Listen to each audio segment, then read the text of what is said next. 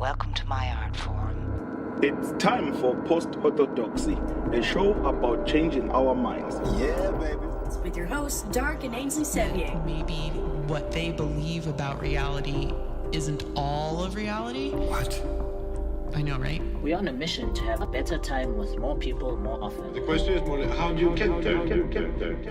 Post-Orthodoxy explores strongly held beliefs, how those belief systems divide or connect people, and what might be found beyond those reality bubbles. Keep calm. Don't lose your head. I've got a piece of chocolate here with me because I got anxiety about doing this. Welcome to this neighborhood, neighbor.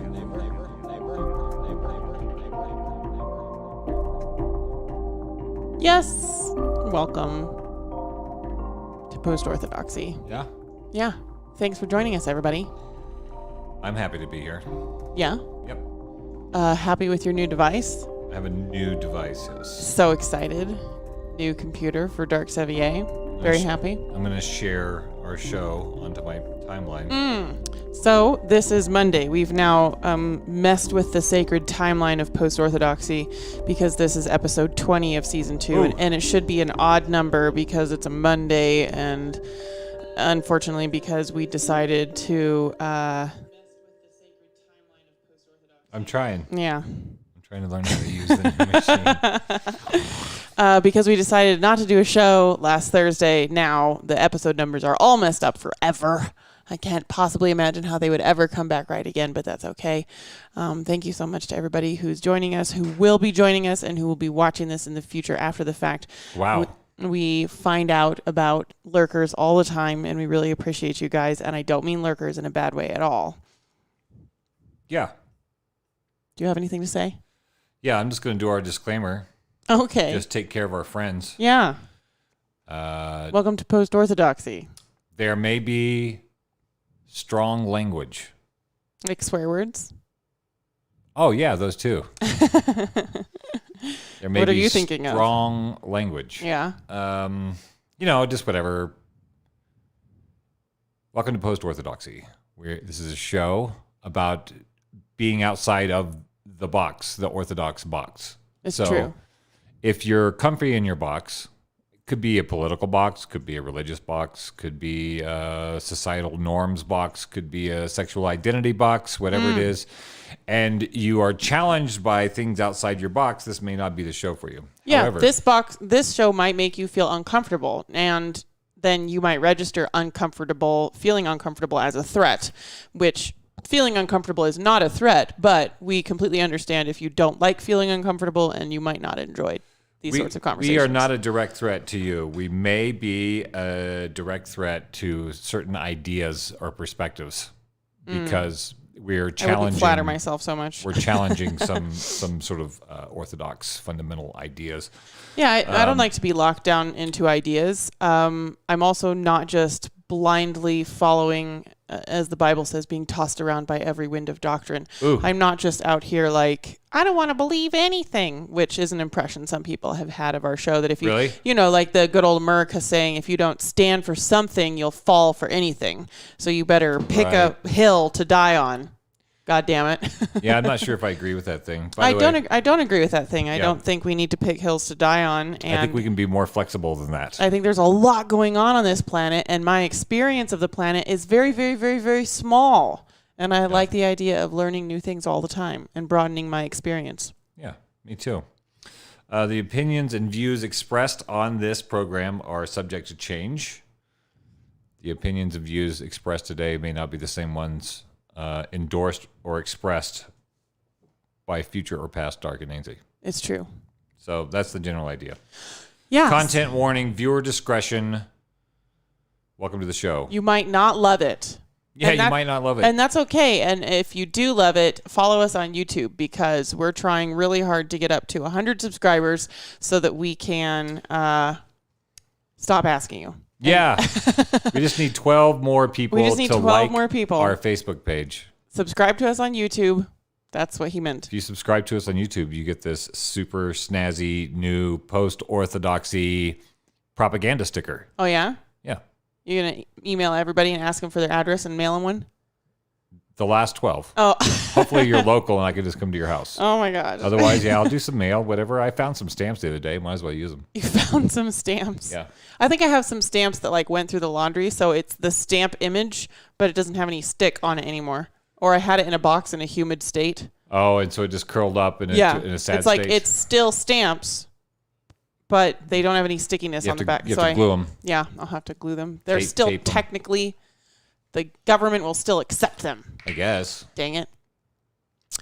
So today we're going to be talking about some breaking news that's been breaking for a long time. It's not breaking news anymore. Well, it is for some people, which is right.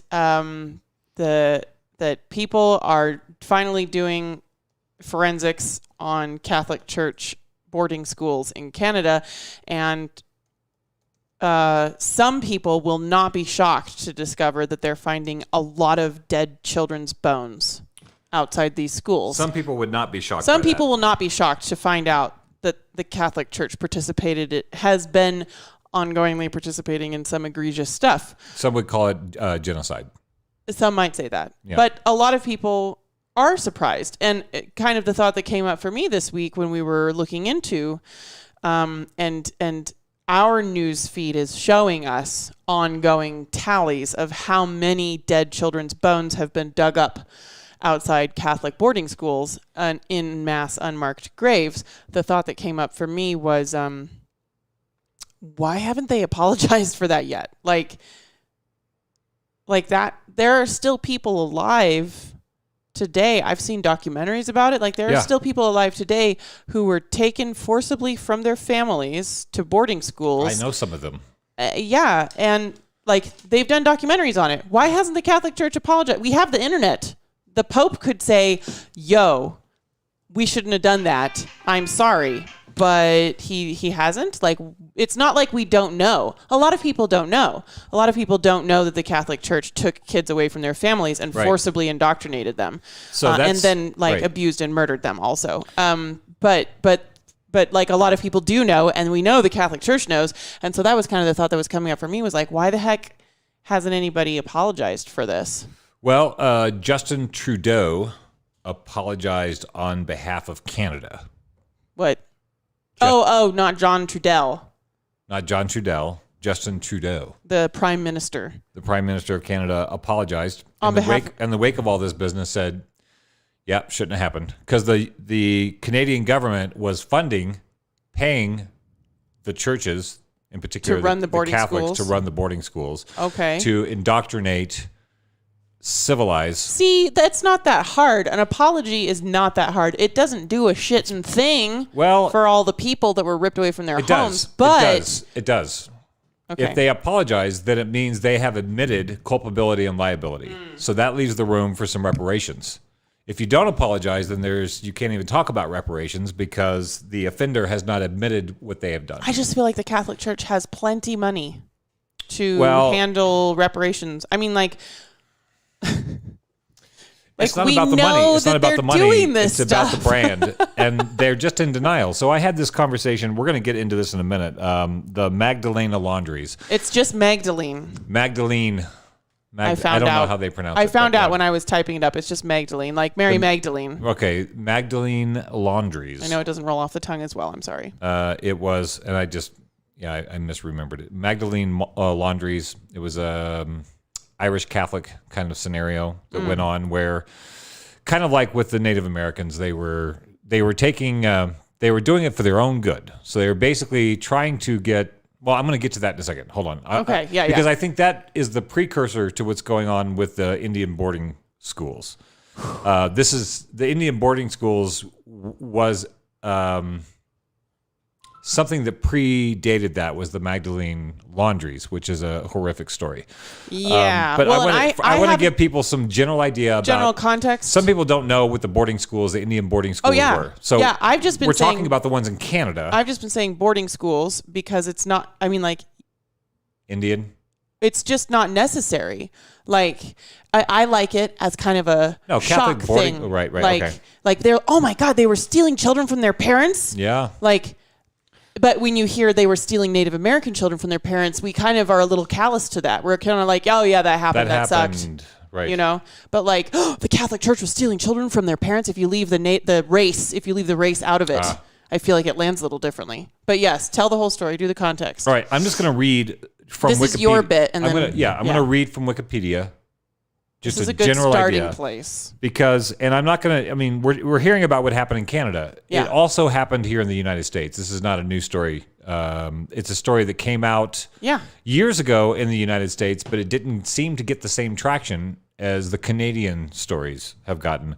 So I'm just going to give you a brief Wikipedia intro. Now, this is Wikipedia, so take it with a grain of salt. Well, it's also it's a good place to start. Objective. Yeah.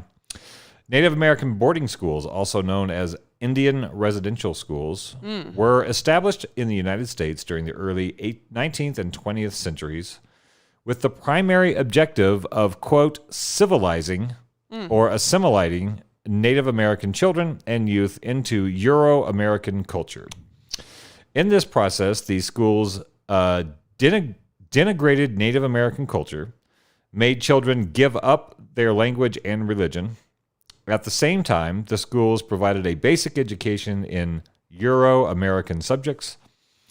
These boarding schools were first established by the Christian missionaries of various denominations who often started both missions and schools on reservations, especially in the highly populated areas of the West. In the late 19th century and early 20th centuries, the government paid religious orders to provide basic education to Native American children on reservations and later established its own schools on reservations. The Bureau of Indian Affairs, BIA, some people call it, later founded additional boarding schools based on the assimilation model. And this is in the 1800s? 18 and 1900s. Yes. Oh, so just like... Yeah, some of those folks... Recently. I know those folks. Some of those folks are still around. These sometimes drew children from a variety of tribes. Some off-reservation schools, such as the St. Joseph Indian School in Chamberlain, South Dakota, continue to operate. What? Children were typically immersed in European American cultures. Schools forced removal of indigenous cultural signifiers, cutting the children's hair, having them wear American-style uniforms, forbidding them from speaking their indigenous languages, and replacing their tribal names with English language names, often saints' names under some religious orders, for use at the schools as part of assimilation and to Christianize them. The schools were usually harsh. Which sounds fine if you believe that Christianity is the one true language. I mean, religion. The next line. The schools were usually harsh and sometimes deadly, especially for younger children who had been forcibly separated from their families and forced to abandon their Native American identities and cultures. Investigations of the later 20th century have revealed many documented cases of sexual, manual, physical, and mental abuse occurring mostly in church-run schools. The National Museum of the American Indian also notes that some students had good memories of their school days, having learned skills and made lifelong friends. But in summarizing the recent scholarship of Native perspectives, Dr. Julie Davis argues, and this is a quote from Dr. Julie Davis, boarding schools embodied both victimization and agency for Native people, and they served as sites of both cultural loss and cultural persistence. These institutions intended to assimilate Native people into mainstream society and eradicate Native cultures, became integral components of the American Indian identities, and eventually fueled the drive for political and cultural self-determination in the late 20th century. There's a quote down here from some cat.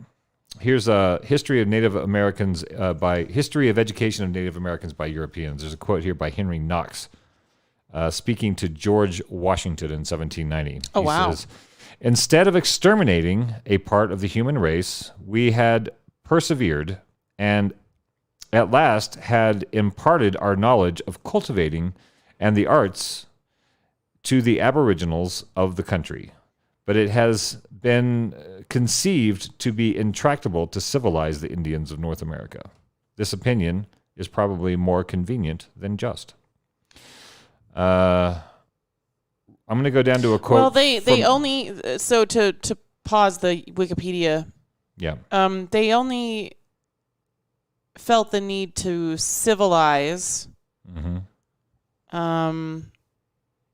Assimilation is really a better word, I think. I mean, when you call it civilizing, there are some basic assumptions that come behind that. Like if I try to think back and imagine that I'm some early American European settler, like we need to civilize these natives because my assumption is my culture is obviously the better culture. The superior culture. Right. And it is going to be running this land. Yep. And therefore, in order for those people to participate, they need to not have long braids. They need to speak English. They need to wear the right clothing. They need to be Christians. Apparently. They need to be Christians, you know? And so, like, it's a lot of hubris. Yep. But I can, you know, like I'm just saying, like from the perspective, I'm not justifying it all. This is just a mental exercise that I'm always doing, which is putting myself in the other mindset. And now a whole lot of abuse and horrible things came out of the Indian boarding schools assimilation. But those actions were based on these assumptions of like this person's parents, grandparents, and great grandparents grew up in what's the country that you speak Dutch? Holland. I can never remember. In Holland or in Spain or in England or in Portugal, and so for many generations they had roads, they had horse-drawn wagons, they had window panes, they had preserved foods and spices being sent from other countries, and so then they come into North America, and you know. To them, it's like, how could this kind of people possibly survive?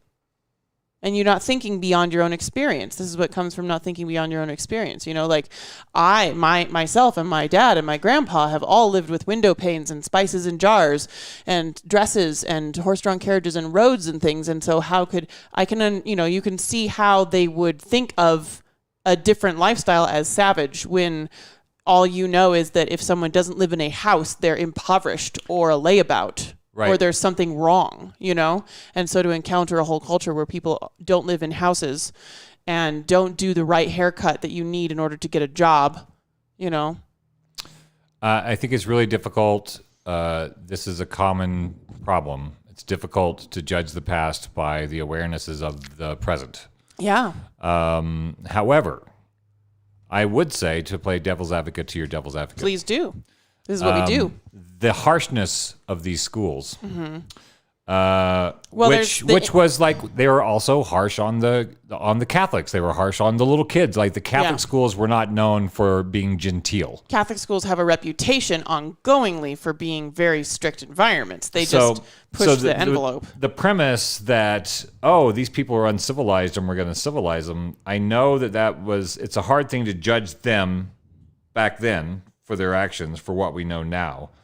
Well, I'm more thinking more like how we talk a lot on Post-Orthodoxy about the difference between Democrat voters and the Democratic establishment in power, and the difference between Republican voters and the GOP. You know, like we talk a lot about this difference, and I think I definitely see that there's a difference between the average everyday settler who feels like sending a kid away to a boarding school so they can learn how to be European is a good idea, is very different than the rolling tide of stealing Catholic children from their families. Just forcing everybody to be Christian with violence. It's a tremendous amount of arrogance that even by today's standard, it's hard not to see it as punitive and arrogant and delusional. It's hard not to see it that way from our current perspective.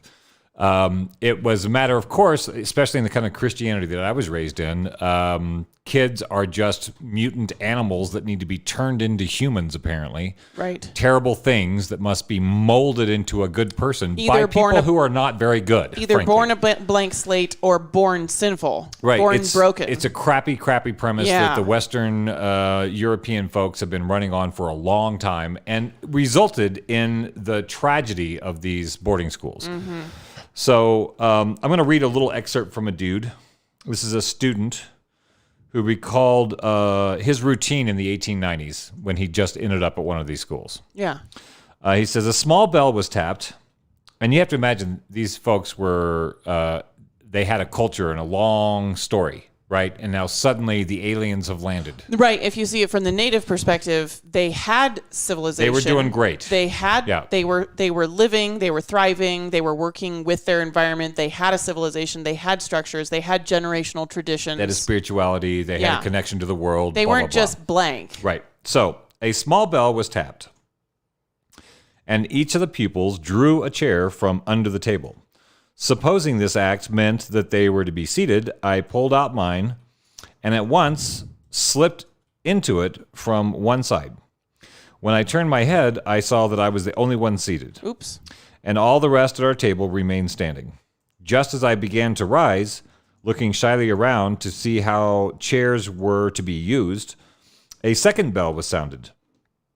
All were seated at last, and I had to crawl back into my chair again. I heard a man's voice at one end of the hall, and I looked around to see him, but all the others hung their heads over their plates.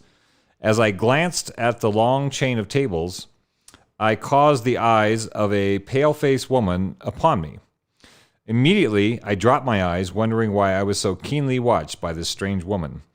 The man ceased his mutterings, and then a third bell was tapped. Everyone picked up his knife and fork and began eating. I began crying instead, for by this time I was afraid to venture any more.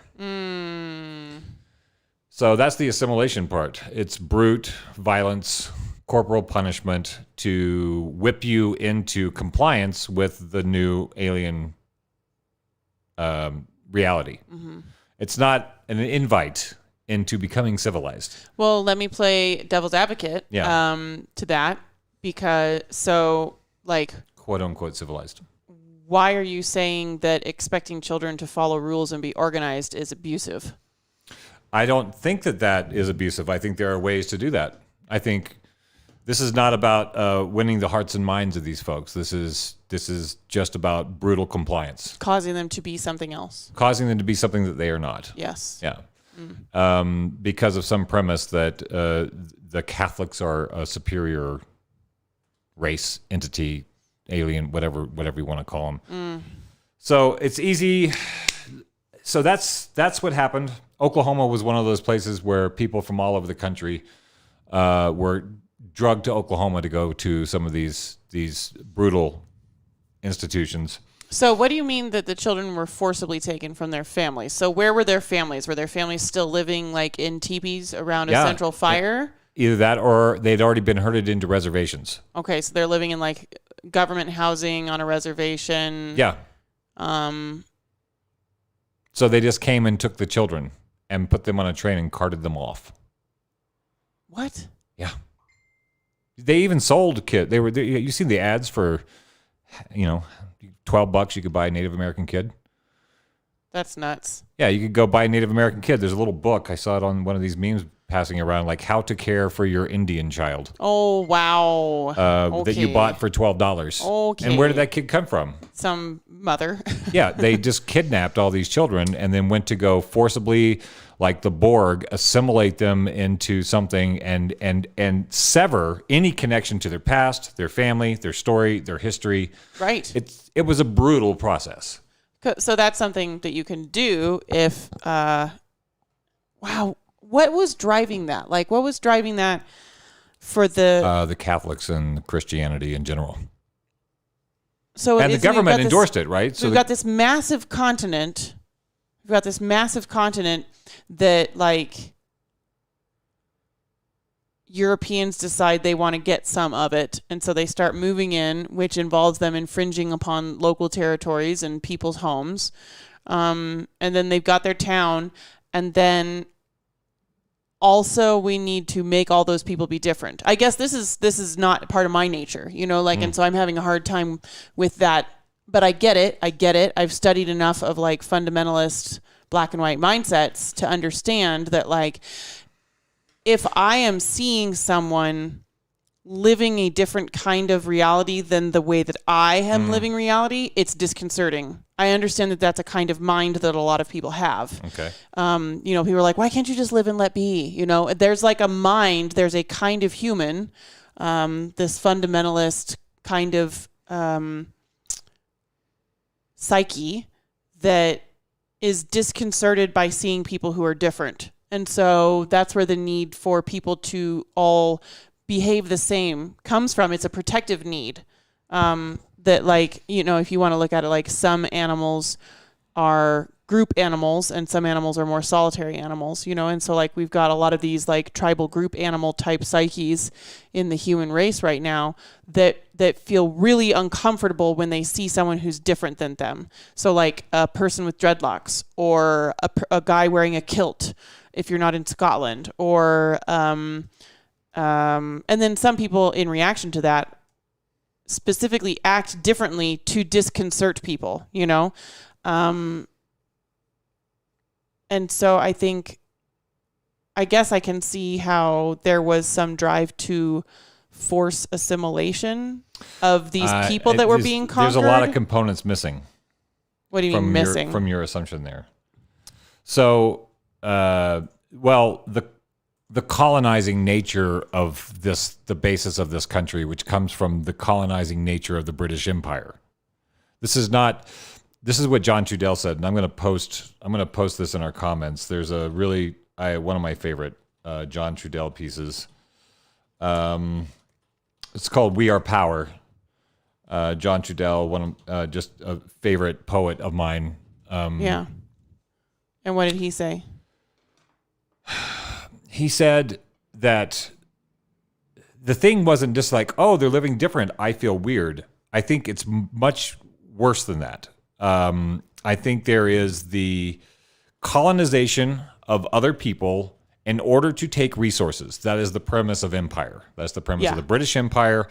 And we found out that this land has some resource, so we need to overtake the people that are there so that we can have the resource and make money. So that we can have the resource. This is not for their benefit. It's just like, you can't kill them all. What are you going to do with them? Maybe slaves, maybe labor. We could use them as labor. That's a lot of what happens. The folks here were not super down with that idea. You didn't hear of a ton of Native American slaves. They didn't do well in that environment. Okay. So better just to kill them off. And so rather than killing them off, they did things like kill all the buffalo, which is what sustained them. They did things that wrecked the environment that didn't allow them to continue with their way of life. John Trudell basically said, the Native Americans for 500 years have been dealing with this colonization. The African Americans have been dealing with this colonization for 500 years or so. He says the white Europeans got colonized 2,000 years ago. They've been colonized so long, they forgot that they're colonized. So who colonized white Europeans? Well, some would Vikings, say I guess? Sociopaths.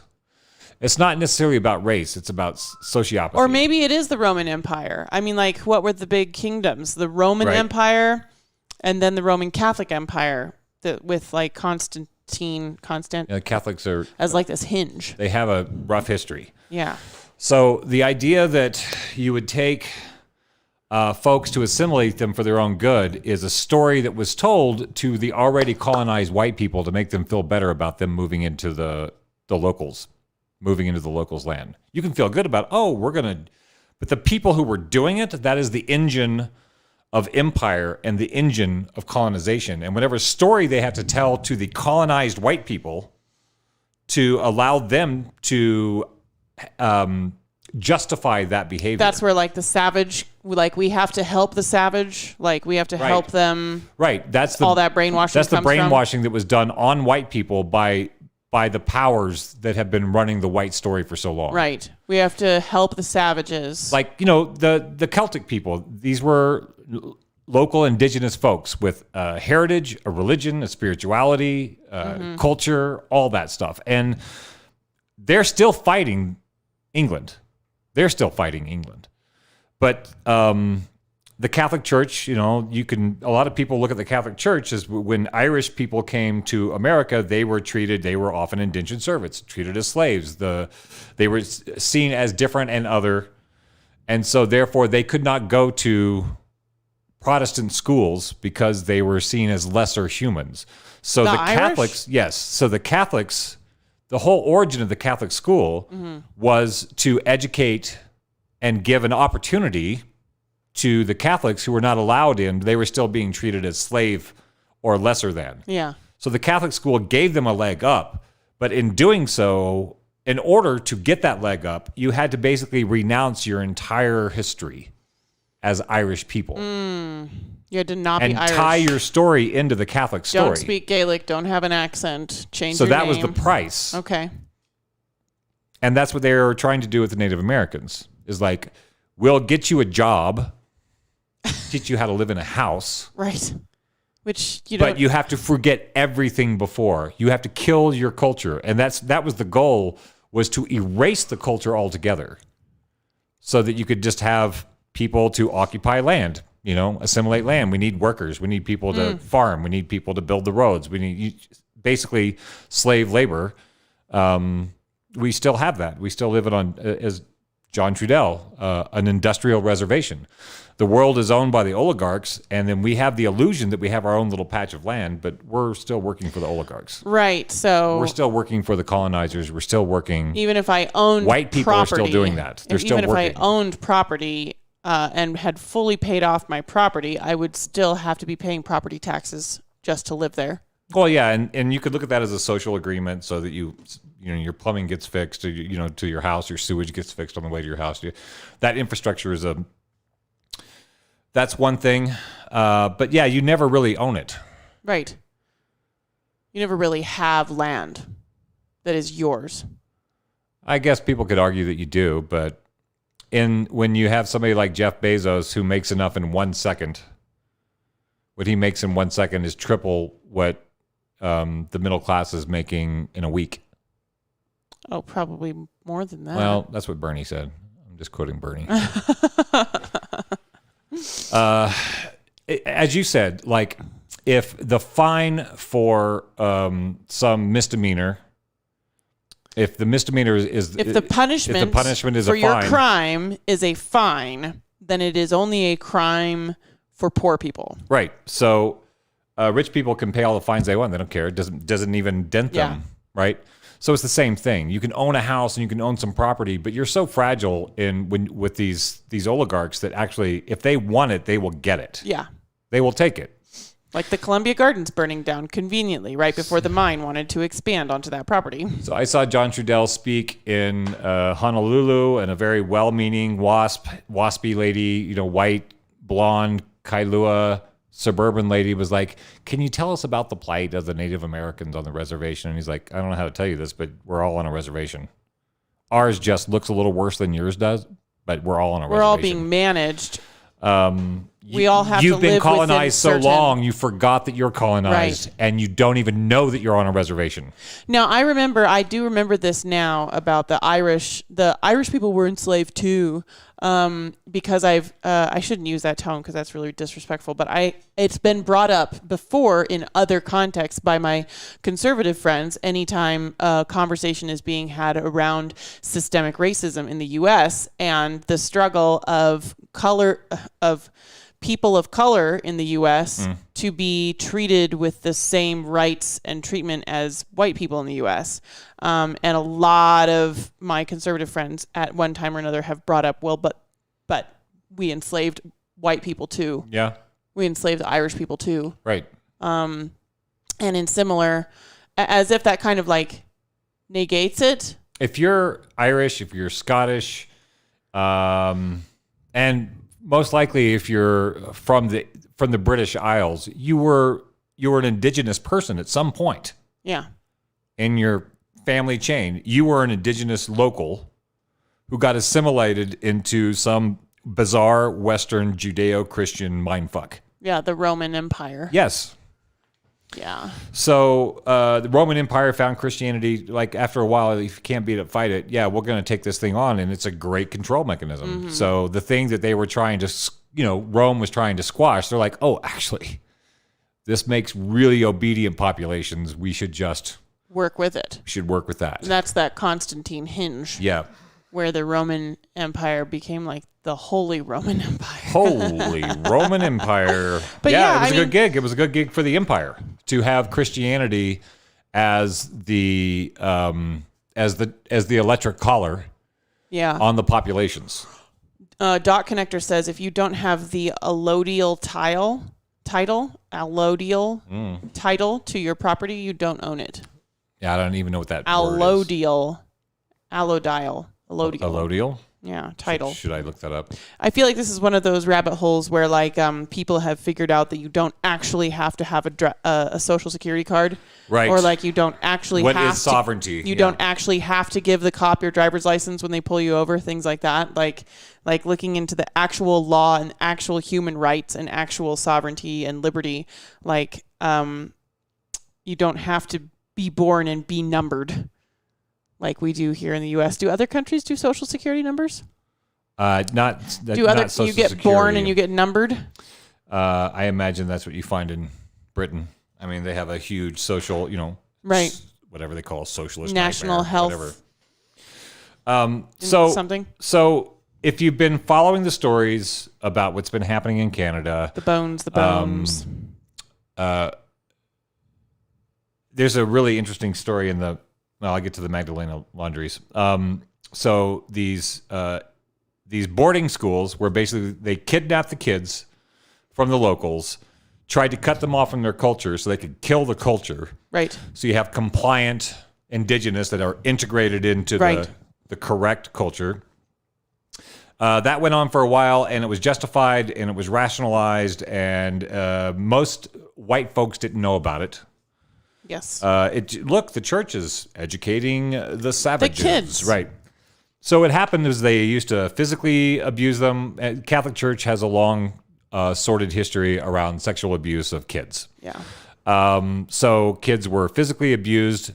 People who would not comply with the story. People who were like hard-headed enough to say, I am not giving up my identity for you. Keep speaking my language. Some of those kids ended up as bones in the backyard. We don't know how all these kids died. We don't know if it was just shitty sanitary conditions. We don't know, but we know that there was a lot of abuse. We know from people living today that can tell you there was a lot of abuse. There are a lot of people that are still alive today who were at the boarding schools and have firsthand accounts of the abuse that other kids were subjected to. So what's happening in Canada is I think there's 4, 5, 6 Catholic churches that have been burned down, and didn't make me sad. Yeah. I think if it takes the burning of a church for people to poke their heads up and go, why did that happen? Well, yeah. Then that is an act of protest that that's what you hope. Mad at. Unfortunately, I mean, unfortunately, with this Judeo-Christian mindset that people are just born fucked up, a lot of people in the U.S. don't look at somebody acting out and ask why. Because they already know why. They know why because you were born sinful, you were born broken, Eve ate the apple, and unfortunately, without God, people just do shitty things. I'm so tired of that story. Well, I'm sorry. I know. Millions and millions of people in the West are born indoctrinated with this story that we're born broken, and that when you see somebody doing something bad like burning a church, there's no need to ask why they might do that. Because you already know why, because people are bad. Well, luckily, there's more and more people that are not fully subscribed to that paradigm, so that stories like this are making traction. People don't do bad things for no reason. These stories are making traction now. This story unfolded in the U.S. years ago, where they found boarding schools and they found bodies, and it didn't get the traction that what's happening in Canada right now, which I think is a sign of progress. I don't know. Thanks to the internet. So it's all over the internet. If you give a damn about these kind of things, I'm sure you've come across, you can find all the stories from news outlets all over the world talking about what happened at the boarding schools, what happened, how many bodies have they found, how many bodies do they expect to find. Right now they're at like 1,500 and some odd bodies was the last number I saw, and that's only from a handful of schools, and there were hundreds of schools. Yeah. So they're going to keep looking. They're going to keep looking, and they're going to keep driving that number up, and as long as that number goes up, that makes people say, whoa. What is this story? And I think it's important that we have that story. We need to have that conversation. We have to talk about what happened and acknowledge what happened. And it involves partially understanding that 80 and 180 years ago, people did not have the internet and they only had what their newspapers were telling them. And that a lot of regular old folks had no idea that the schools were not saving children from bad situations and training them to be good humans. And we also have to look at the fact that this stuff was happening, and the reparations should be made. These people are still alive that this shit was being done to. So when I moved to Butte, big Irish town, the Catholic Church, like there's two high schools, a Catholic school and a regular school. I mean, Catholic is a big part of this town. It's a big part of the story of this town.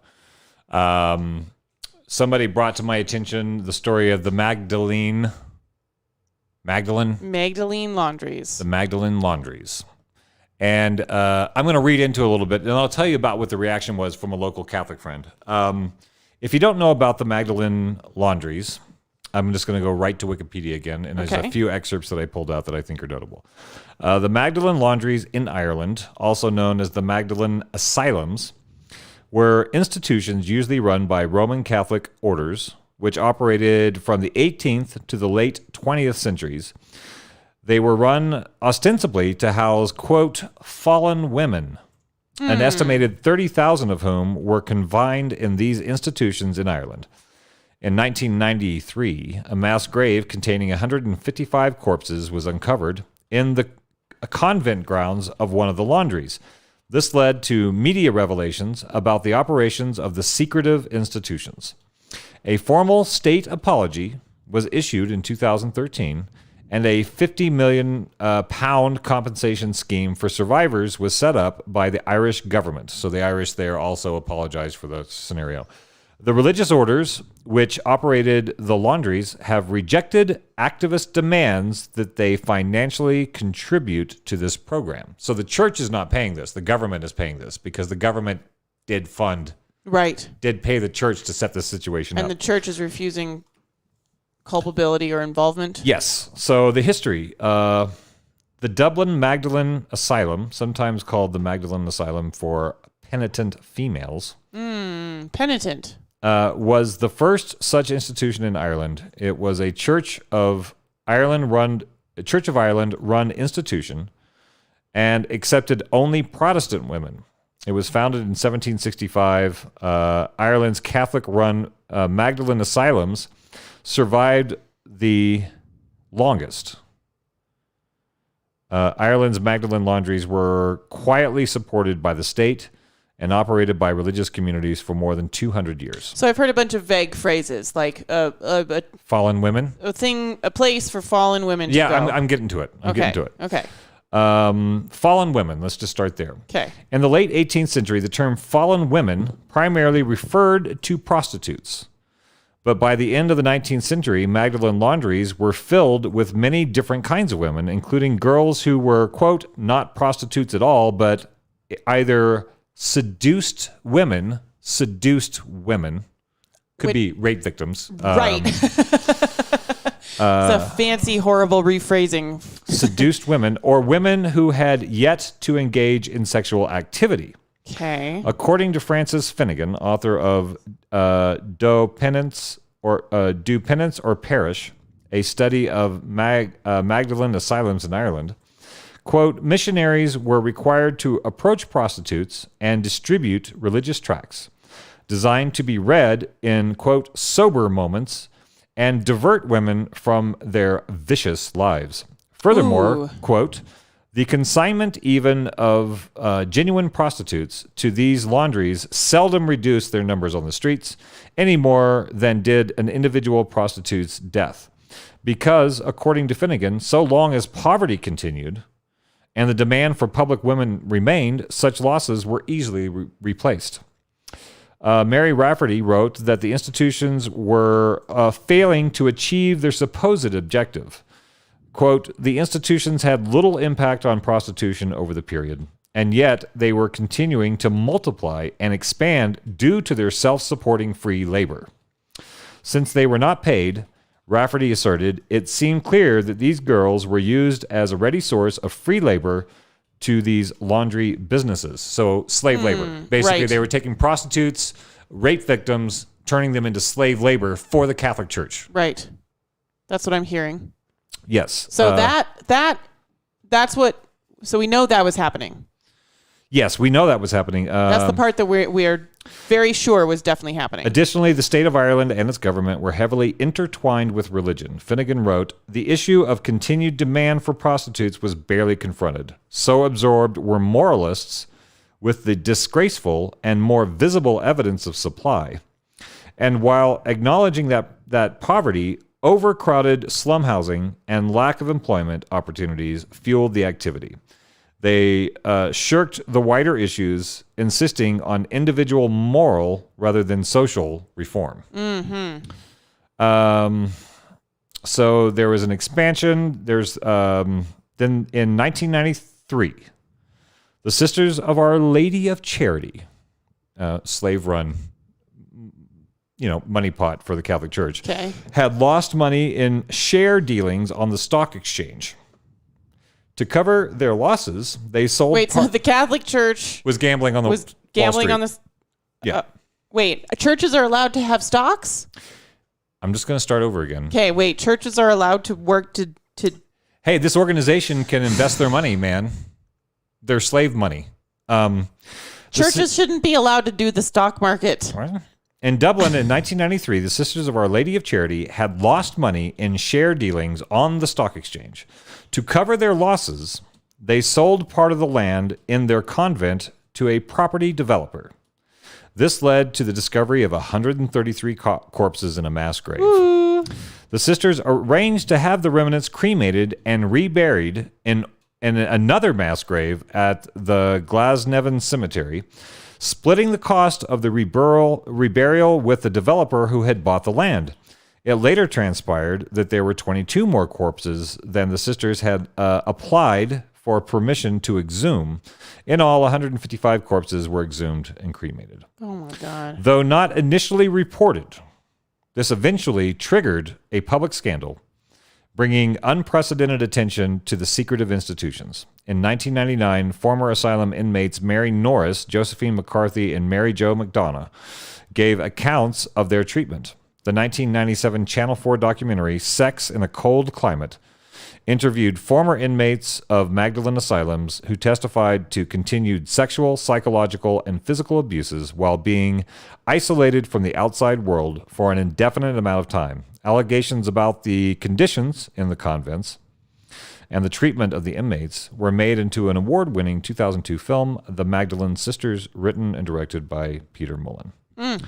A number of campaigns and remembrance services have been undertaken to request the identification and reburial of those buried in mass graves. For example, Mary Collins, herself a survival of the industrial school system together, has campaigned with her daughter for the right to the removal of her mother's remains from a mass grave, which is owned by the Religious Sisters of Charity.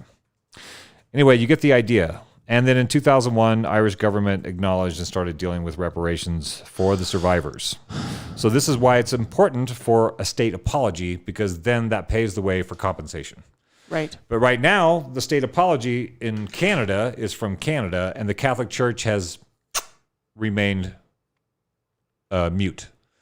When I found out about the Magdalene Laundries, I was emceeing the open mic at the Silver Dollar. There's a local Irish dude, no longer with us in the world, who was a diehard Catholic.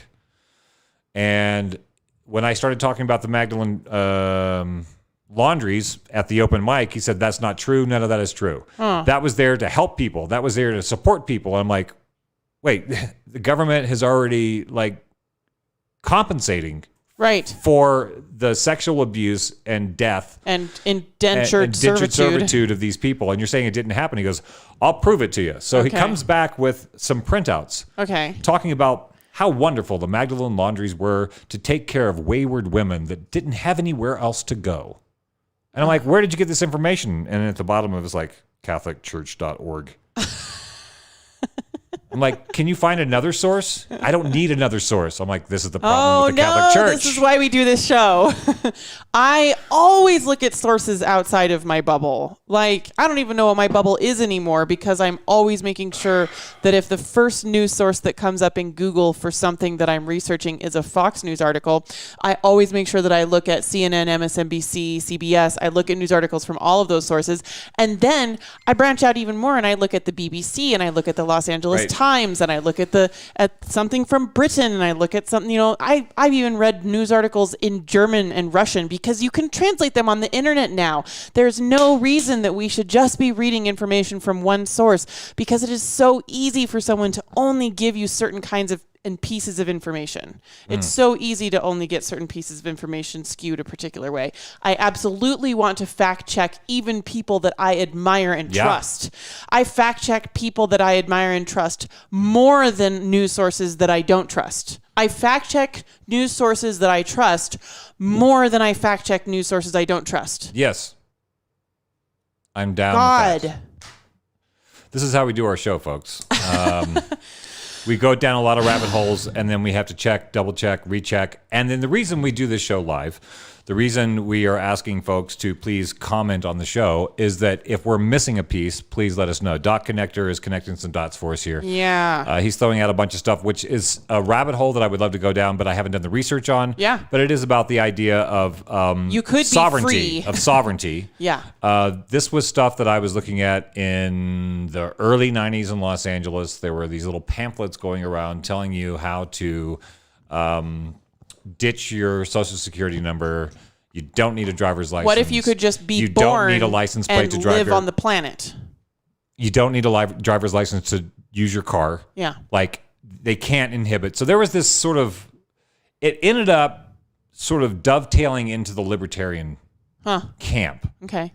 Which is like, we don't need you, government. I don't necessarily fully agree with that, but the idea of not being born $27,000 in debt, of being conscripted into the story with a social security number and a driver's license, it's like not reading the terms of service agreement on your Apple computer or Facebook or whatever. You just get born. If you're in this country and you have a driver's license and you have a social security number, you are a part of a story that you may not know your role in. Might not know the whole story. Yeah. And that is something that I think I'd like to do some research on and have it be a topic for another Monday show. Mm-hmm.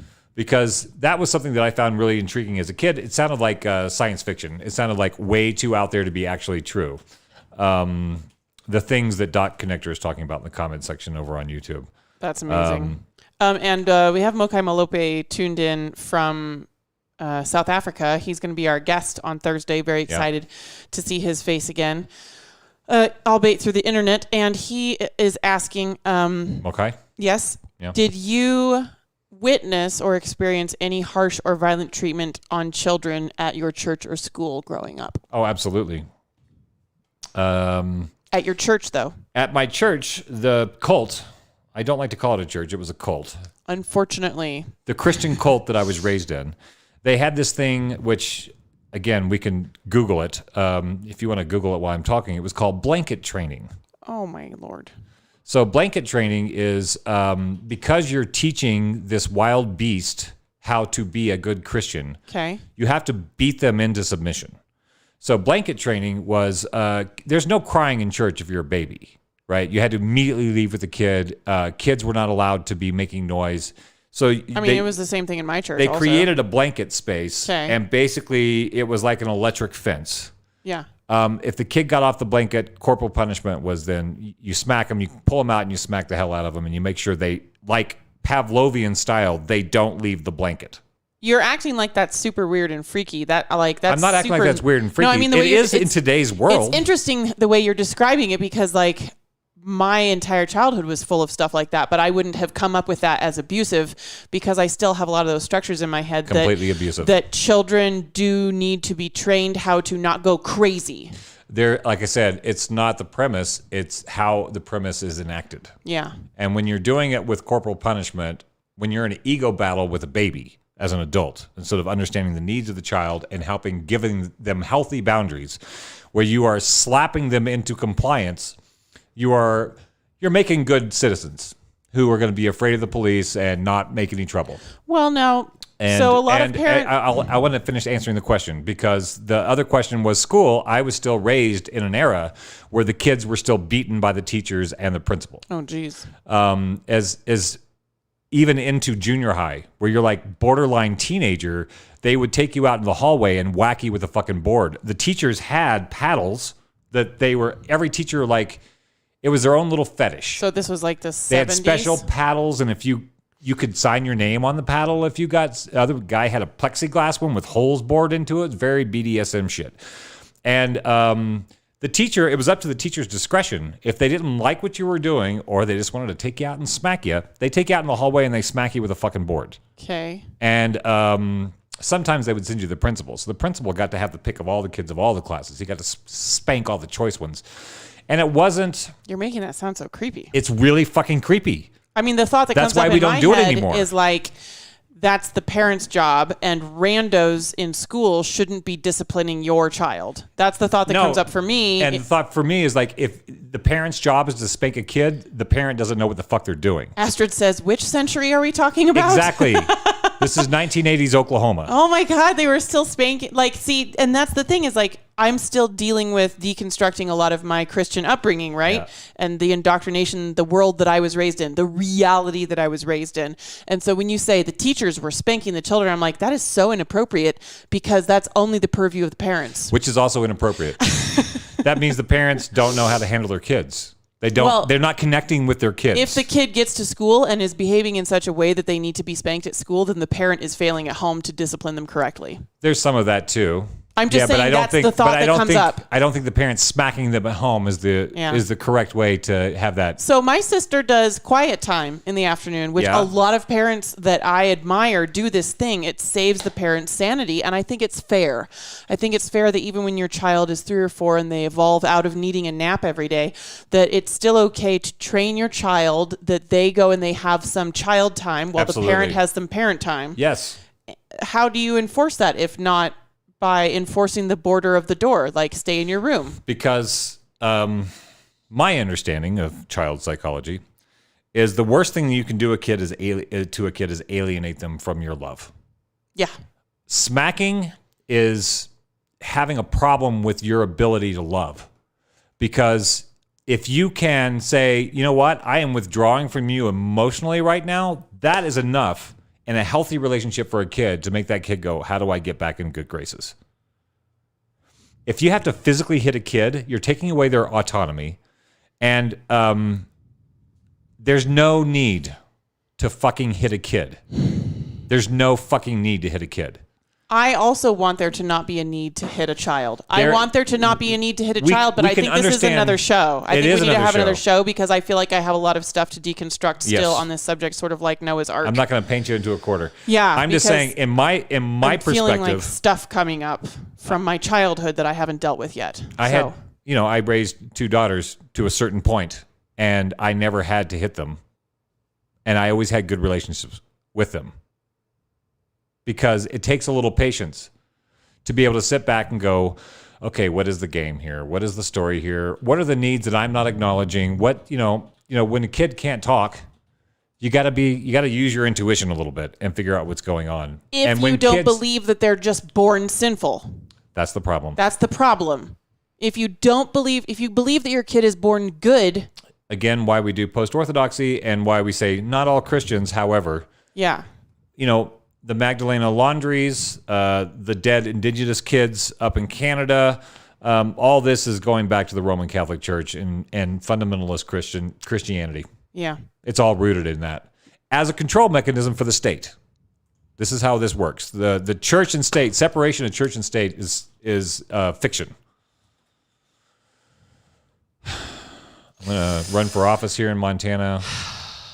I'm going to run for office here in Butte, Montana, and on my platform is that we stop saying that stupid fucking prayer at the beginning of the city council meetings. It's hideous. Do you want to also try to ban corporal punishment? Isn't it already banned? No. What? Which are you talking about? I mean, like spanking your child. Yeah, that should be banned. That should be child abuse at this point. It's been banned in Sweden since 1979. Yeah, we're a troglodyte gangster culture. I'm gonna look it up right here. now. Is spanking legal? You can call it a religious freedom, I guess, to spank your kids. Despite opposition from medical and social service professionals, as of 2016, the spanking of children is legal in all states. And as of 2014, most people still believe it is acceptable, provided it does not involve implements. Gosh, well, okay, we got to do a whole show on corporal punishment because, like, I was raised with a very particular philosophy around how to use physical discipline healthfully, which I understand is oxymoronical to a lot of people listening right now. But it's like, never use your hand. Always use something else because you only want to touch your child with love. You know, like all kind of mindfuckery. I get it. It's a lot of mindfuckery. mindfuckery there. I get it. Okay. Yeah, we can get into that subject later after we have a chance to sit and reflect on how other folks do it around the world in countries that are more civilized than the United States. Yeah. Well, and I mean, I was a very, very loving sister, and I was told, like, I was really loving, and I was told that it was correct and healthy and loving to physically discipline my younger siblings. I wasn't walking into the world and deciding that I was going to physically discipline them because I couldn't hold my rage in or because I didn't know how to connect with them. I was just given that belief system. You were indoctrinated. And so were a ton of parents. Into An abusive relationship. We're just told loving, connective parents who could totally control their rage, did not have anger issues. We're just told that physical discipline is correct and healthy. I understand that some people don't have qualms with it. Some people do it because they can't control themselves. Some people are like, oh, my parents spanked me and I'm just fine. So, and I'm like, usually those people are not people that I think are fine. Yeah. I don't think they're fine. I am integrated into the fabric of a dysfunctional society. I'm fine. See, it worked for me. I'm fine according to all the fuckery around me. Yeah. According to the tribe. Astrid says, why use the word spanking and why not call it beating or abusing? That's what I was just going to say. It's abuse because it's a colloquial to... We saw it as different things. If your child is acting out and you approach them in anger and you hit them because you cannot get them to do what you want and you are mad, that is abuse. That is not spanking. Yeah. This is a reality that millions of Christians operate out of and people who aren't Christians. Like... This is a hot topic. It's a hot topic, and it sucks. And people have strong feelings about it because they don't want to think that their parents abuse them. And their parents don't want to think that they were abusing them. They have loving relationships with their parents who abuse them, according to the actual and the definition parents of the don't word. think they were abusing their kids either. The parents got mind fucked into abusing their kids. So that's why we all go, la, la, la, it's fine, because everything's fine. But then if you allow somebody to justify it, and there are people who do the psychological spank, just a little pat on the butt, and it's enough to send oh my God, she doesn't love me. I don't think that's even correct, but there are people who consider that spanking, and that allows... Like a little flick or something. That allows it only works people like my parents to physically beat children because spanking is a really loose term. And I know that the idea is like according to the ethical spankers, people who think that it's okay to do that, and they think, well, I am not going to do it out of anger. I'm going to do it out of discipline, and there's a whole thing there. I will never do it But it opens up the door because you can't always be that person. And if that is a practice, when I was spanked, when I was physically beaten by my dad with sticks, leather belts, and what they called a hog slapper, whatever was nearby. But he had special tools and special implements to really exert maximum pain. Yeah. That was rarely done with a calm head. No, It was always done in rage. Yeah. Which means they're not controlling how the damage. Yeah, exactly. Because they're emotionally overcome. And that was fine in my culture. That was fine. If I went and said my dad hit me with a hog slapper like 17 times, and when it got, when he started sweating. He needed to find some skin because, new skin because the other skin was so fucked up. So that's fine in my culture where I grew up in Oklahoma. That, you should have done that shit. Whatever you did, you shouldn't have done it. Because of that Judeo-Christian assumption that people are born broken. It's horrible. So I'm glad that the schools in my hometown are no longer sanctioning beating children. I guess that's some movement.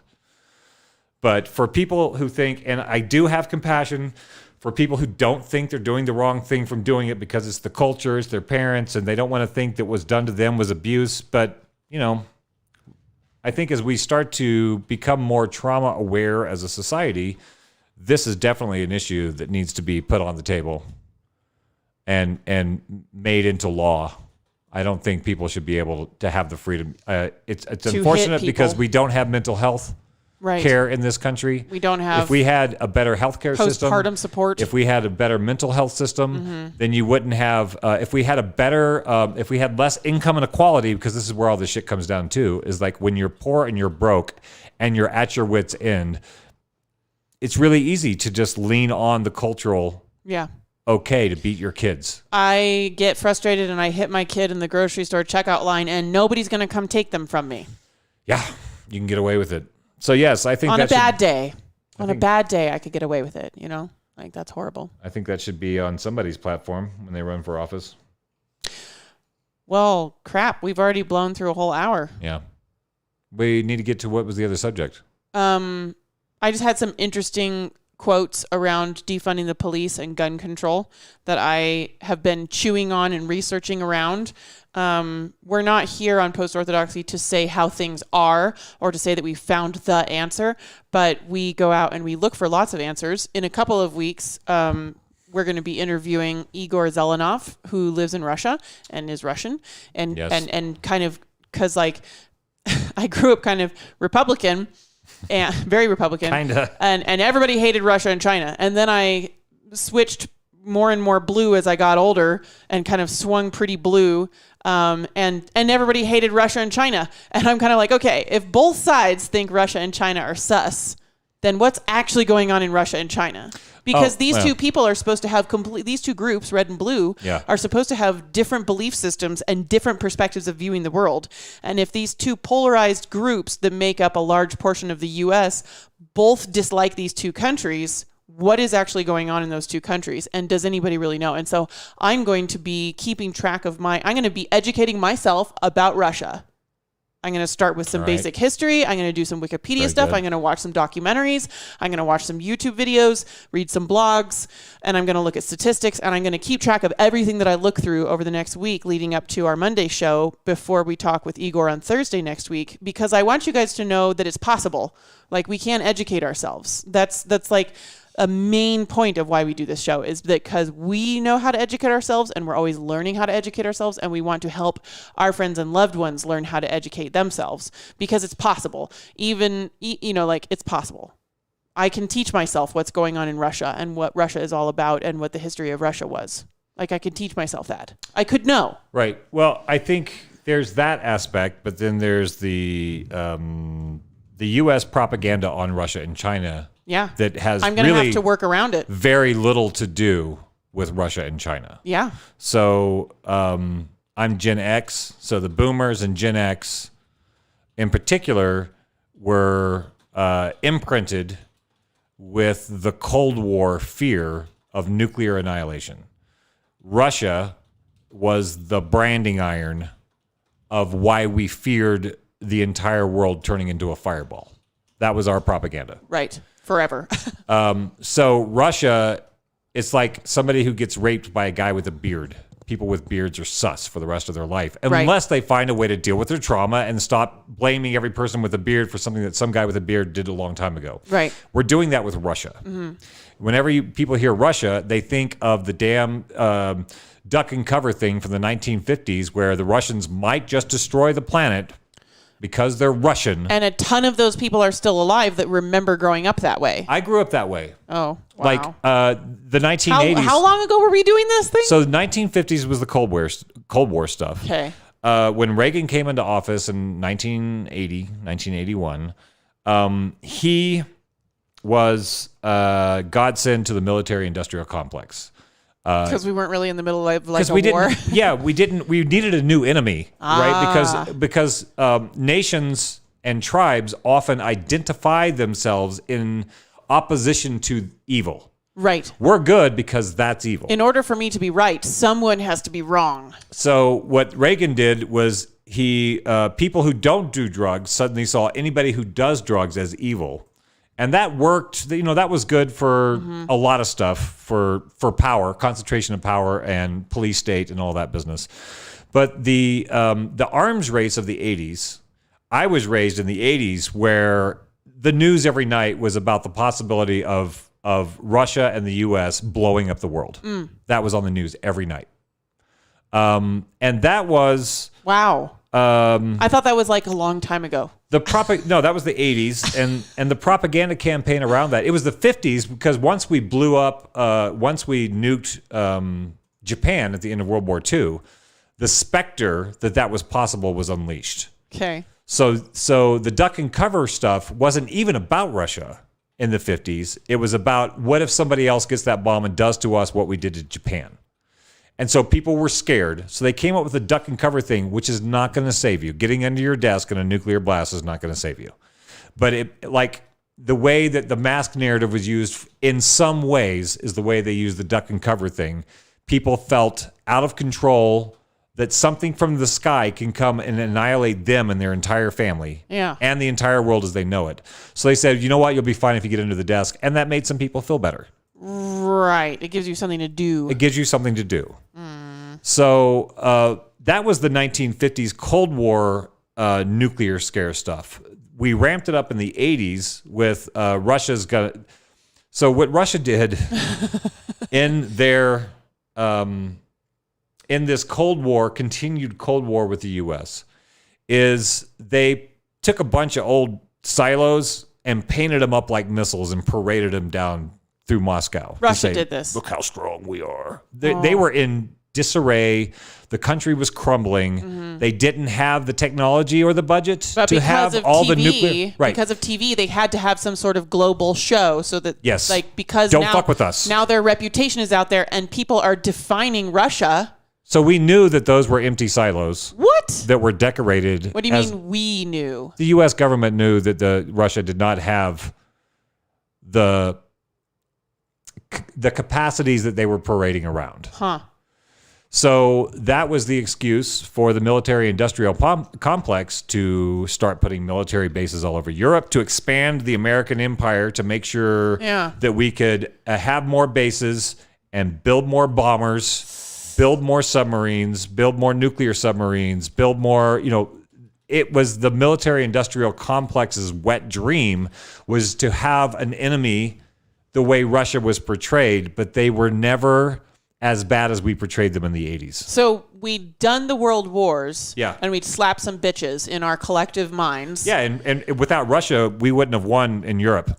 Russia suffered far more losses than we did in Europe and did far more damage to the Nazis than the U.S. did. And then kind of like on a massive countrywide scale, we had the elderly who had lived through and fought the greatest generation in the wars. Yes.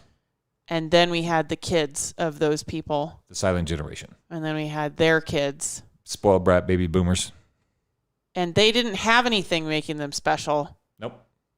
So we went back to war again. We needed to galvanize an identity. We needed a bad guy. We were done bitch slapping the Indians. No more cowboys and Indians. You don't get to go west and prove that you're a man by doing cowboys and Indian stuff. And we were done bitch slapping the Germans. Don't get to go to war and prove you're a man by bitch slapping Germans. So now suddenly you're a kid growing up hearing your dad and granddad talk about how they did stuff. That's where took care of people. We're number one, but being number one wasn't good enough. We need to have an enemy. And so war on drugs, Russia, then the Russia the USSR collapsed. So now we don't have that. We don't have that boogeyman anymore. So what are we going to do? They're like, well, how about this war on terrorism? It's generic. Well, it's a concept, and it doesn't have a face. Right. You can just call anything terrorism, and now we're in... Definitely have to keep buying military stuff. And now that the terrorist stuff, they did a good run on the terrorism stuff, and lots of people got rich. Halliburton, Dick Cheney got rich off of the war on terror story. And I remember joking when I was in Hawaii in 2004, I'm like, so we went from like the enemy as being other people, like the Germans, to the enemy being drugs, which is really just black people and hippies and Mexicans. Right. So we can now have a reason to not like those people. And then it went to terrorism, which was great because anybody could be a terrorist. You could have homegrown terrorists. So you don't know what a terrorist looks like. Right. Although people with, who look like they're from the Middle East, we'll just call them, that's the generic face of a terrorist. So I'm like, soon that's going to wear out and we're going to need another more obscure. And so my joke in 2004 was like, the next war is going to be on interdimensional beings.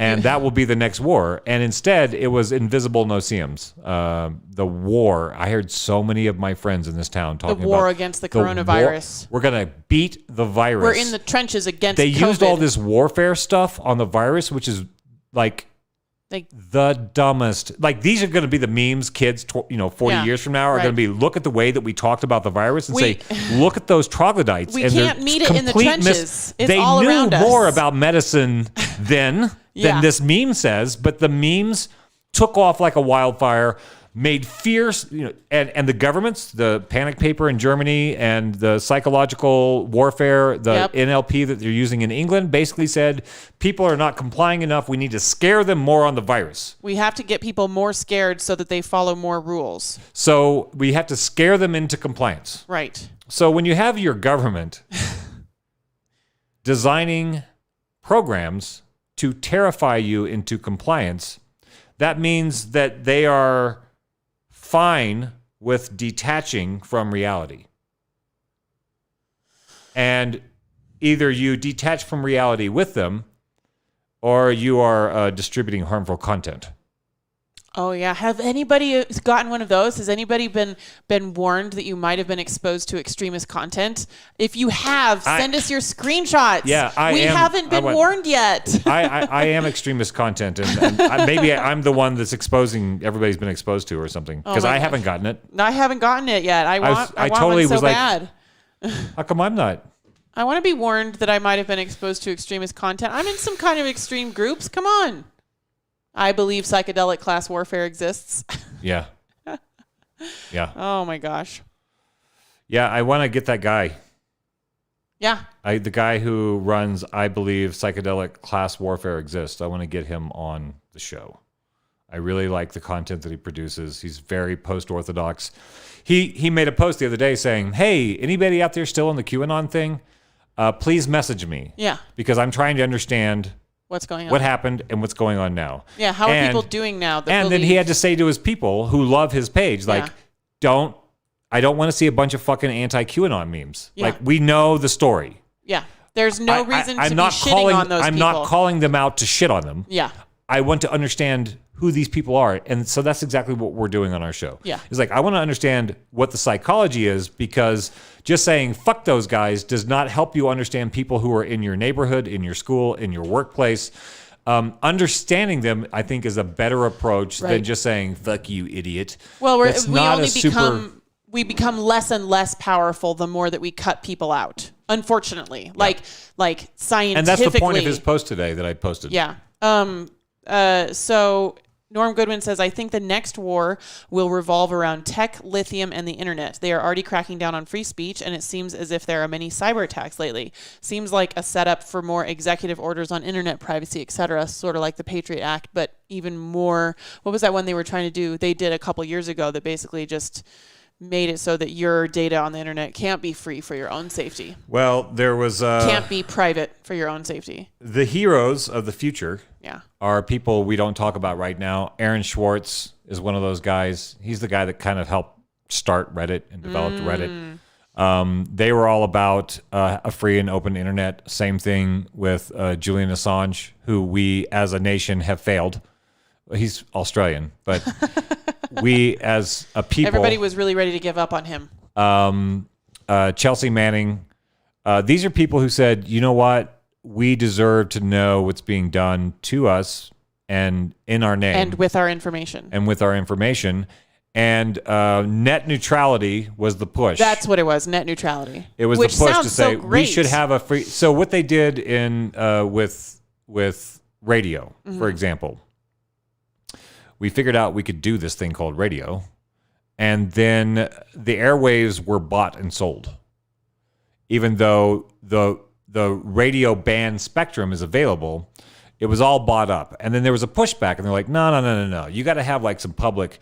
You got to have some broadcasting that isn't crass commercialism. What's called pirate radio, right? Well, no, like public broadcasting. So the idea of like, let's have an educational channel that's not trying to sell kids fucking sugar. Yeah. Like, let's have something that is of the people, by the people, creating a media space so that we can talk to each other, hear each other, we can broadcast our voice. This was the point of KBMF.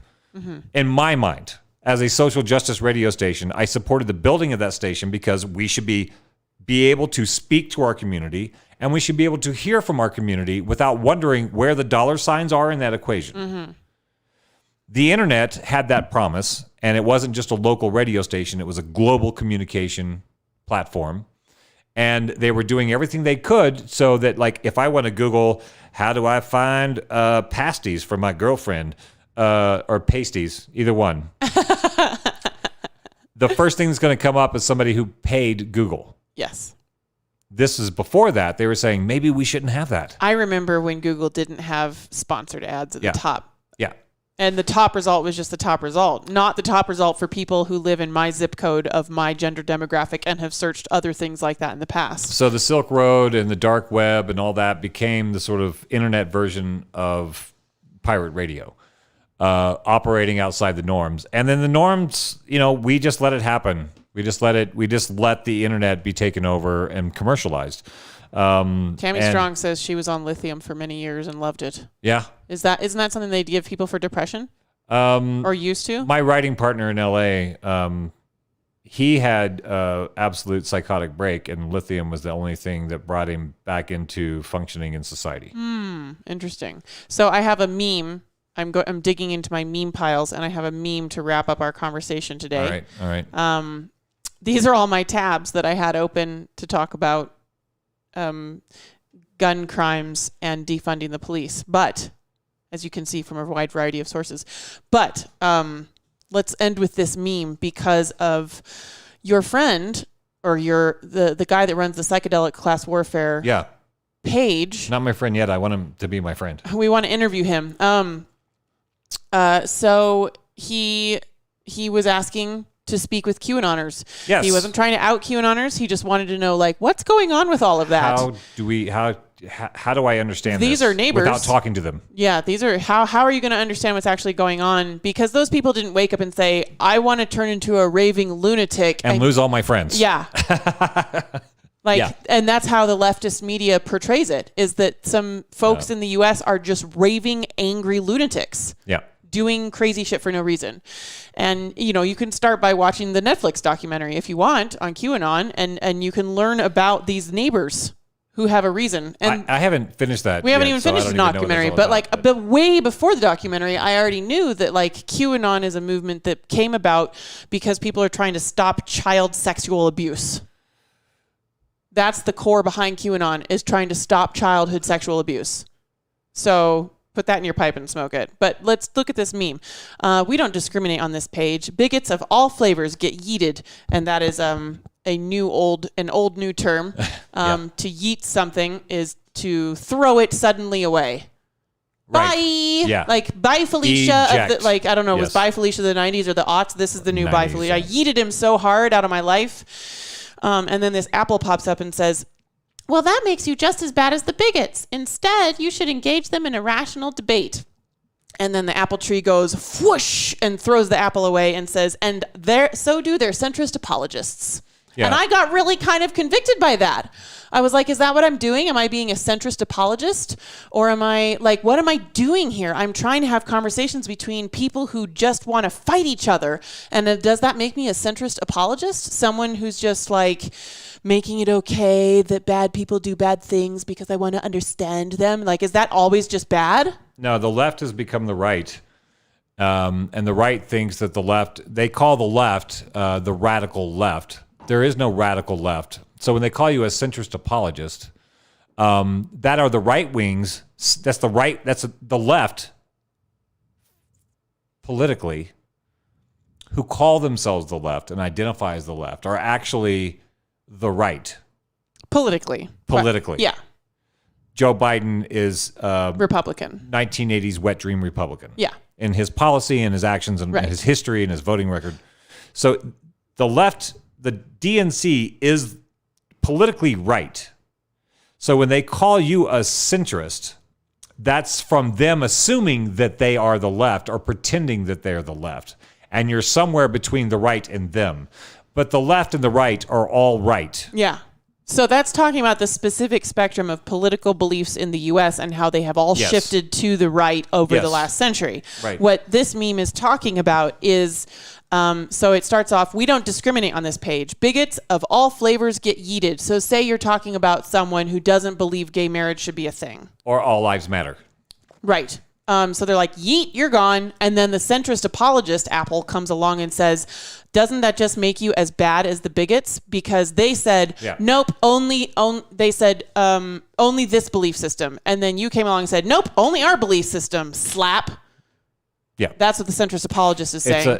There's a lack of irony in the tree's perspective. Is there? Yes, because... But actually, what happened? I've been cut off by people. Do you agree with the tree? Or you I agree with the apple. But I believe that apple. this comic is saying that the apple is wrong. This comic is saying the apple is wrong. Yeah. Because I've been cut off from friendships before from people KBMF who are like specific friends who are like, you are not a safe person for me to talk to because you are trying to explain why Christians don't think homosexuality is right. You're trying to understand the world? Fuck you. Well, that's what it is. That's what they're saying. So this idea they're not saying that. They're saying wrong is wrong and we don't need to entertain wrong. And if somebody thinks that gay people are bad, then that is wrong. If somebody thinks that gay people shouldn't be able to get married, that is wrong and we do not need to entertain it. We do not need to discuss it. We do not need to give them the time of day or the floor or anything. Yeah, these are for people who are too busy or too bothered to think. So we come at it from like a trauma-informed perspective and say, I can see how friends of mine who are in the LGBTQ community do not have it in them to spend time explaining gay to conservatives. Well, but they're also, this is the problem, is they're not explaining gay to conservatives. Often what is going on is that they are memeing their idea of how conservatives think about gay. Yeah, they don't know conservatives. That's the whole idea, is like people have there's Russia. Yeah. So Russia just want to nuke us. I'm like, no, they're just a bunch of fucking assholes like we are with a shitty government. Like millions of humans with but a shitty people government. were like, fuck you, Russians. Right. It's like the Russians didn't fucking do anything. Right. And the same thing with a lot of conservatives and a lot of fucking liberals. They didn't do anything and they don't meet your stereotype of them. Right. But they identify as a liberal or they identify as a conservative, even though they don't do the things that you assume they do. Mm-hmm.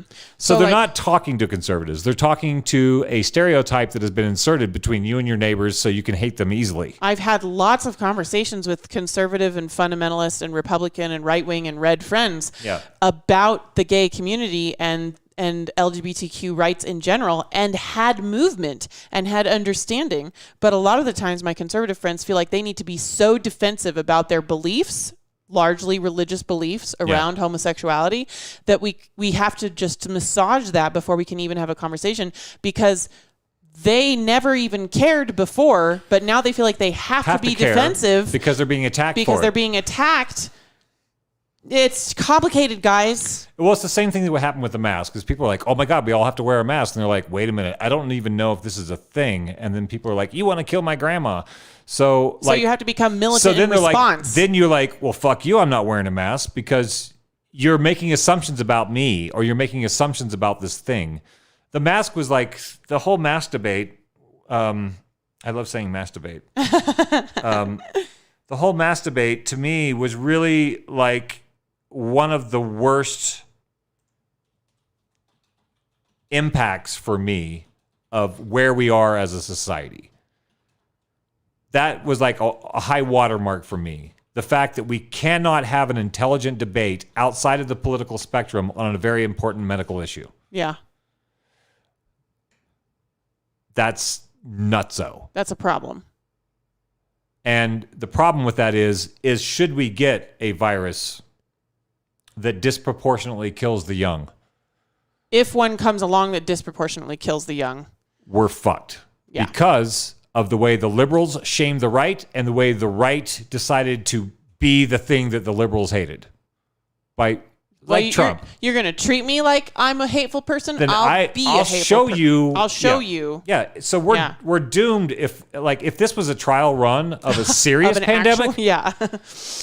Whoosh. We're doomed. Norm Goodman says, I'd rather hear from someone who opposes my perspective than to talk to people who think exactly like me. I feel stagnant when I'm talking to people who constantly agree. That's why I appreciate you being always interacting with our show, Norm Goodman. Mm-hmm. I'm glad that that perspective makes me feel good, that somebody with that perspective is watching our show. It makes me feel like at least we're doing something right if we could attract that type of person. I want to talk to people like that. Of course, everybody always has their limits, you know? Like even the most like level-headed people who want to have a steady conversation even about things they disagree with, there's going to be something that comes up eventually where you're like, accept that, fuck that. That thing. You're just wrong. Well, doing stand-up comedy, I think, was like a hazing process for me intellectually, because surrounding by other comics, it's almost like boot camp for the stage, is that other comics have a nose for your weak point. And backstage, they will poke it mercilessly. Oh, yeah. So that you have a scab and a scar that protects you when you go on stage. So wherever your weak point is, your weak perspective, your insecurity, wherever that is, if somebody can find it and make you feel bad because they found your weak spot, then they are your friend because they've found the weak spot, and now you know that you have a place to doctor before you go on stage and have somebody in the audience get the best of you.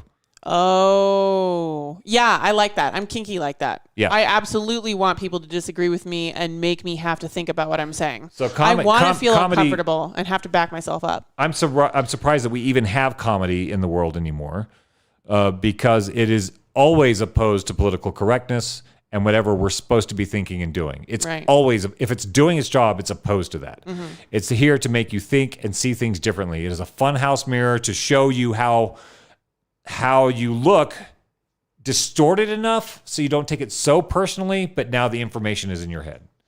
So comics are often, the first on the firing line because they're saying the stuff that upsets people. And it's not always correct stuff that they're saying, but I think it's worthy of They're doing the stretch so we can figure out, so we can actually, like, you have to do the stretch and then be like, maybe not so much that direction. What about over here, So we this is the problem. So if I say there might be a design flaw in the concept of a safe space on a university, that automatically yeets me into conservative Nazi land. You must be anti... By people who want the safe space. Yeah. Now, I think safe spaces have a function and it's useful, and being able to have a green room where you can get away from the haters is useful. But when you're going to university and you're trying to figure out how to negotiate the world full of QAnoners and racists and sexist people and all that, if you don't know how to interact with them, not everybody's going to give you a trigger warning when you get out of college. Mm-hmm. You have to figure out how to deal with these impacts from people you might consider ignorant or people you might consider abusive. If you don't know how to deal with that in college, you're going to be at a disadvantage in the real world. So, yes, to criticize something that is popular. What if maybe the world should just learn to get kinder instead of forcing? What's the bottom? Is there a business model for that? Like, how do you make money that way? Like, is there, like, if you could find a way to make a business model, a kindness business model, right? There's a thing called. You're saying. So you would say, ideally, yes, it would be great if we could all learn to be more kind and more trauma-informed and more patient and more loving. We would have a better time. But since that's probably not going to happen because of our fucked up commerce situation where everybody has to scrounge to live and doesn't have time to be kind and trauma-informed to each other, there's not enough. That right now, the idea of just protecting ourselves forever from trauma things is not practical. It's not a good survival strategy. Right. I think we should wrap it up. That's the thing that gets Jordan Peterson and Sam Harris and a lot of these other people who are the guys from the Weinsteins from Intellectual Dark Web. They're all being branded as Nazis, fascists, because they question some of the tropes of the left, which is the new fascist right, ironically. Yeah, I want to look in next week. I'd like to look in a little bit into this thing that's going on in Germany and going on in England around social engineering that encourages the citizens to police each other with this political correctness stuff. So the state is not crushing us ostensibly. It is our neighbors who have stopped being considerate of varied experiences in the world and just say, if you want to understand why somebody doesn't want a trans woman in a bathroom, if you don't want to understand that, then you are the enemy. Wait, what are you saying? I'm saying that as we, like with the mask debate is a I'll say it again, I'll say it one more time. The mask debate is a great example of the state did not come through. The police did not come and arrest the guy at the restaurant because he wasn't wearing his mask. What happened was it was social shaming. And the police did not do that. The state did not do that. The memes did that. So we policed each other. We shamed each other into compliance. Yeah. And we're doing that on all fronts. It's like, how many friends did we lose because we were like, I think Biden's kind of a cunt too? That's a problem because you're with us or against us. It's very binary. And so it's us doing it to each other. We can't blame the state for causing this division because we can't find the direct path there. It's all on the fucking memes on Facebook. Yeah. It's us saying, if you feel that way, I'm deleting you off my friend, and you narrow yourself into a little fucking tiny reality bubble where you have no idea what's going on in the world because you've rejected everybody that has a different idea than you. Yeah.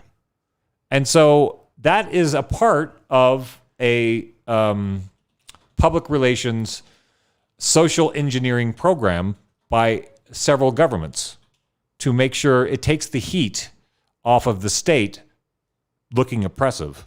Right. And it puts it on our neighbors by making them intolerant of each other. It's a great model, I guess, for social control. And I want to look more into that and talk about that on one of our future shows. Yeah. There are so many great comments today, guys. I loved it. People tuning in from YouTube and Facebook. We didn't really have anybody tuning in from Twitch today, but that's okay. We love you anyway. Thanks for tuning in and being a lurker. Thanks to all the people that are going to watch this after the fact. We always like your comments. Or if you want to send a private message, we keep those... we can keep that all confidential. If you have thoughts you want to share or a discussion you'd like us to have, but you don't want your name attached to it, you can always send us a private message and we'll keep it confidential on the next show. Y'all set your alarm clocks or hit the little dingy bell button next to our name on the screen so that you can be here on Thursday because we're going to be talking to Mokai from South Africa. Oh, by the way, and if anybody is on YouTube right now or on Facebook or on Twitch or somewhere out in outer space picking us up illegally, would you please go to YouTube and like our YouTube page? We're like 12 people away from being able to get our domain. Only 11 now. 11 people away from getting our domain name in the title, so we can easily share. YouTube.com/post-orthodoxy. Yeah, so please help us get that. We appreciate it. Thank you so much for tuning in, everybody. We really appreciate you guys. That was a good show. And I'm really looking forward to Mokai on Thursday. Mokai is going to be live in the room via Zoom from South Africa. And we're going to find out what the fuck's going on in South Africa. What it's been like. Yeah. What's it been like? Yeah. Yeah. Okay, guys. Y'all are awesome. Have a great afternoon. See you at 5 p.m. Montana time on Thursday.